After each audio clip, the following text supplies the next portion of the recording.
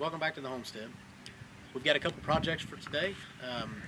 We got some things we need to do in the barn and in the garden. First, we want to sneak around here and show you our hen turkey. She laid, watch Rambo, don't step on the dog. He's helping. She laid, I don't know, 10 or 12 eggs in her nest, and she picked a great spot for her nest. But she laid about 10 or 12 eggs. We don't have a tom, don't have a male, so I don't know. They shouldn't be fertilized. I don't think she found a boyfriend anywhere in the wild, but we did stick a couple of chicken eggs underneath of her that should be fertilized. So she's back there all huddled up on it. Under the porch.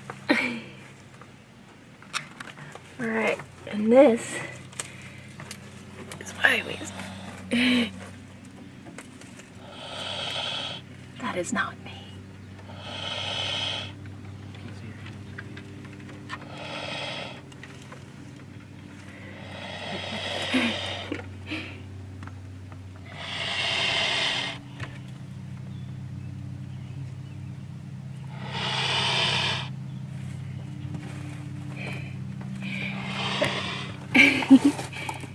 Oh, now I just wanted to show him your eggs. Hang on.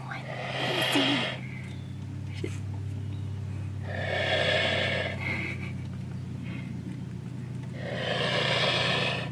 Okay, well, there are a bunch of eggs under her. You have to take our word for it. Because she's been very, very religious about sitting on them, so hopefully you'll at least get a couple guineas and chicks hatched. Hi, bud. Alright, I think it's off to trim goats. We'll be back in a minute. So on our homestead, we do a lot of hunting. And in the fall, we get into deer hunting pretty hot and heavy. You'll find that out this fall. Sedgwick's a deer hunting fanatic. So when we hunt, we shoot a nice buck. If you do a shoulder mount on a deer now, like you've got the hide, the head, the antlers, all that hanging on the wall, not only does it take up a lot of space, but it also is very costly. You pay up to $500–600 for a good quality deer mount. So we started doing European mounts, where you just have the skull of the deer and hang that on the wall. So it doesn't take up nearly as much space. I think it looks just as neat, and it's a little more cost efficient. So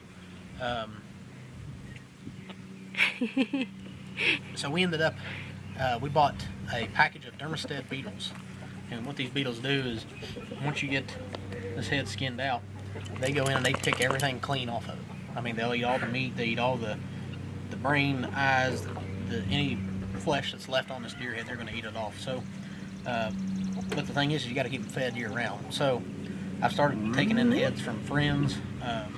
We're not making any money off this at all. We're just doing this to keep our beetles fed for the fall. So we're going to go down now. I got a head in there. It's been in there for about 2 weeks. We're going to pull it out, stick this one in, and we'll show you what it looks like. So we've got this, what do you call this? Cooler? Yeah, walk-in cooler. We bought this last year. Use it for hanging our hogs, putting our chickens in it when we process them, our deer, our beef. One thing that I found out with these beetles is that in the wintertime you have to keep them at like up around 70 degrees. Optimal between 70 and 80, you get the most production out. If they get down below 40, they'll die. They don't hibernate or anything like that, they just die. So to protect our investment in the beetles, we put them inside here. We put a little space heater in here and set it on like 72 or something. We had them in the basement for a while, but they do create a stink. So you can imagine with flesh, and these beetles occur in nature, so they're attracted to rotting flesh, so that's why they do what they do. But we've got them in here, and it smells in here. But we'll show you what they do.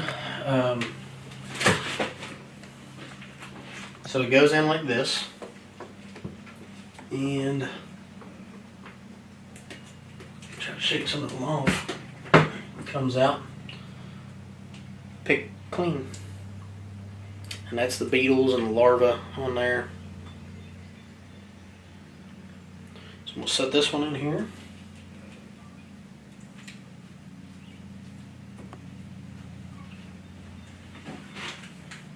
Now, a lot of people, when we tell them about the beetles, that they're flesh-eating beetles, they think of the beetles from the Mummy. The Mummy movie, where they get under your skin and go crazy. You get to see these do that. But I think you're only in danger of them eating you if you have dead skin. So I don't know, they may be good for a pedicure or manicure. They use fish for that. But the gentleman who's this belongs to, he'll end up having to do some kind of a dipping the skull to get the coloring right on it, get it good and bleached. But yeah, they pick it pretty clean.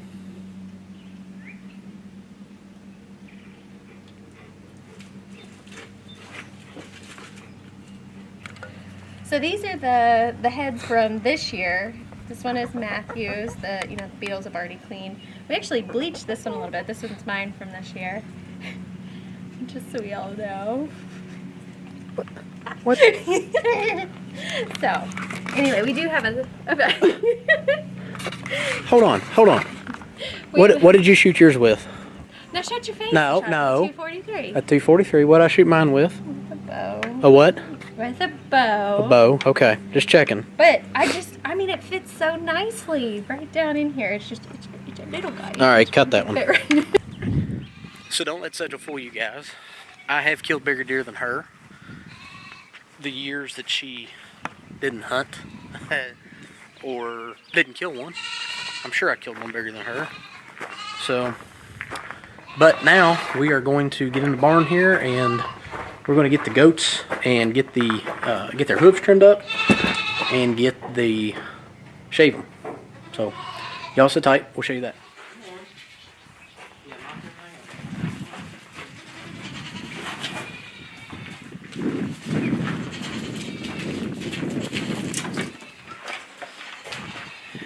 So, y'all are, yeah.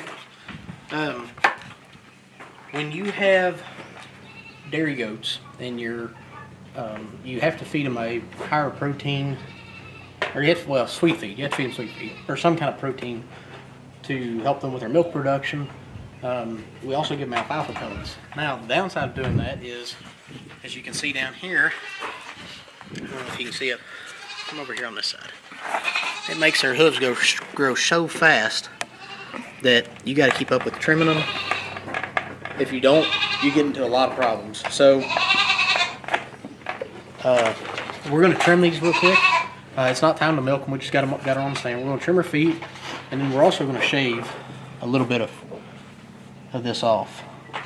Get down, let some of that dead skin, get some sunshine, some fresh air. So I'm going to grab my trimmers, feet trimmers.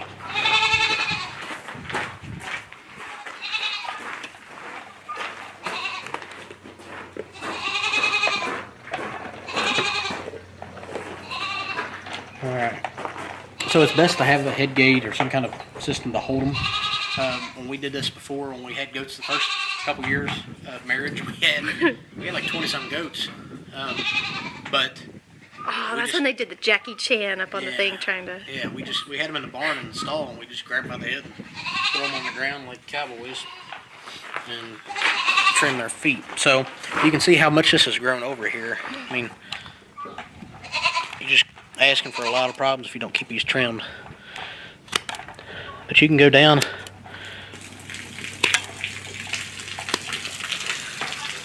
Thanks, Belle. But you want to trim it to where there's no, like you can dig down in that so mud will get in there and sit. So trim that off. See this one here, how much it's folded over? And you're just asking for trouble if you let that go. And we're asking for trouble by letting it go, but we'll get her trimmed up here today.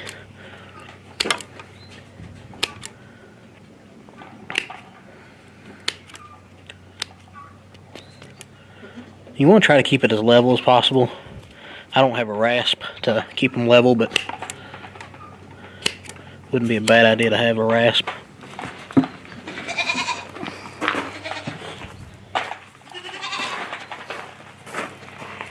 But you can see how much mud is clogged into this one.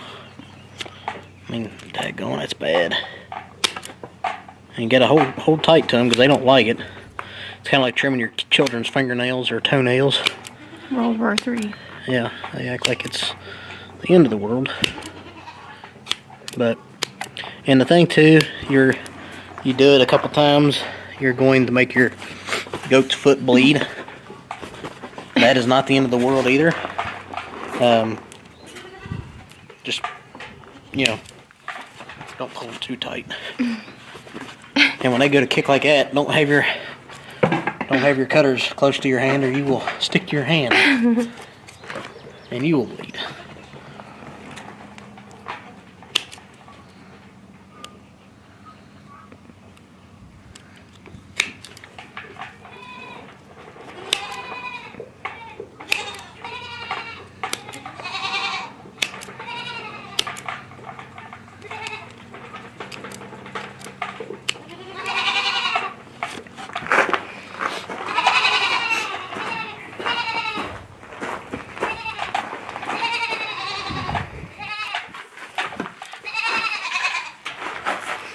See how bad that is?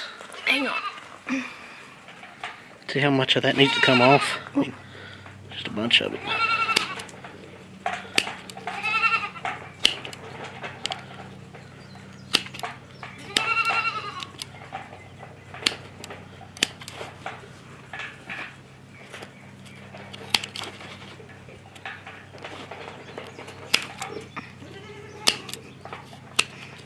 I'm over here grunting like it's hurting me.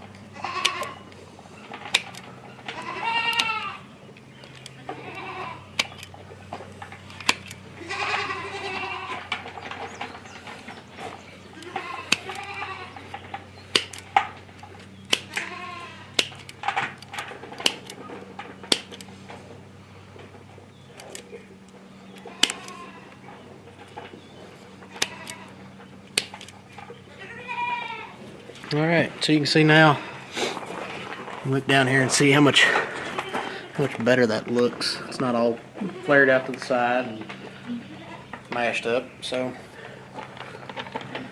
she's done with that. And now we get the shaver.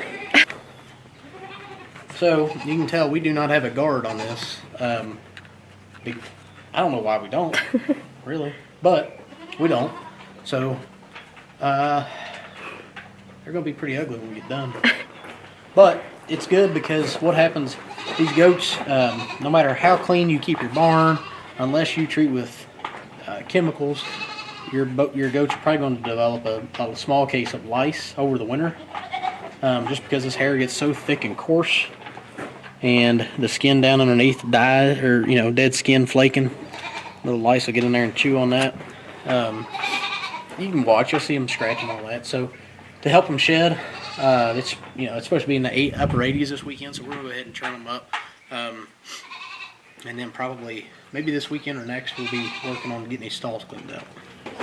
All right, let's get her shaved.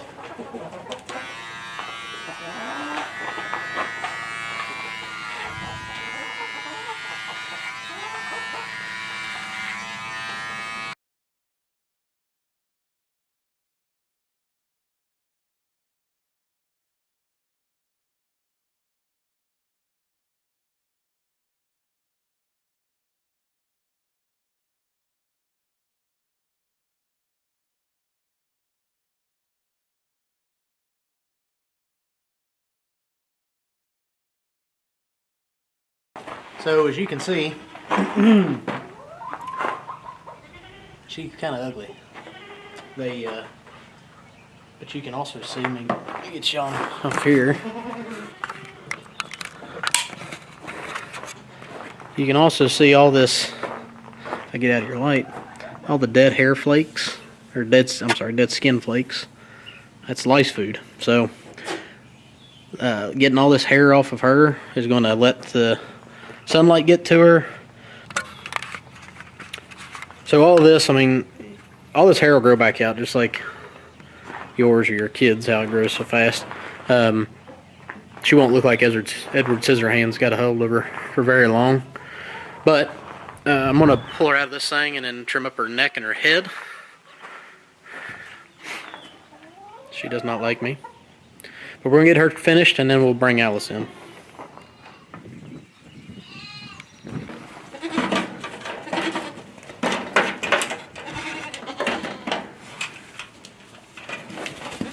So we got both goats trimmed up. Show you kind of what they look like now. They're not anything too pretty. Rose didn't turn out as bad because she's a lot lighter color than Alice. But they didn't turn out bad. They seemed like they didn't enjoy it one bit, but they tolerated me quite well. I think Alice is getting ready to come in here.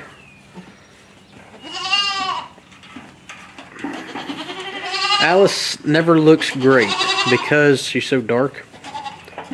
She'll jump in here in a second.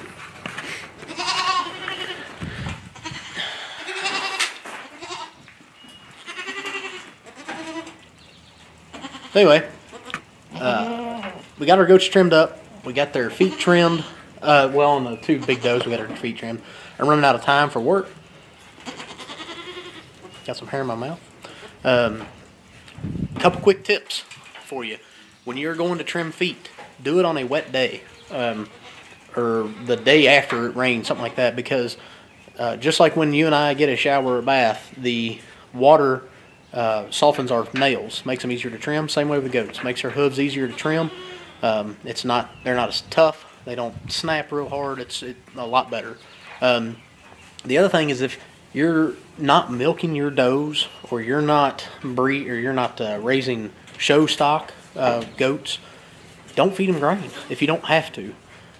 In the wintertime, the goats are not milking. I'm not feeding them any grain because they don't need it. They're just going to be putting on fat.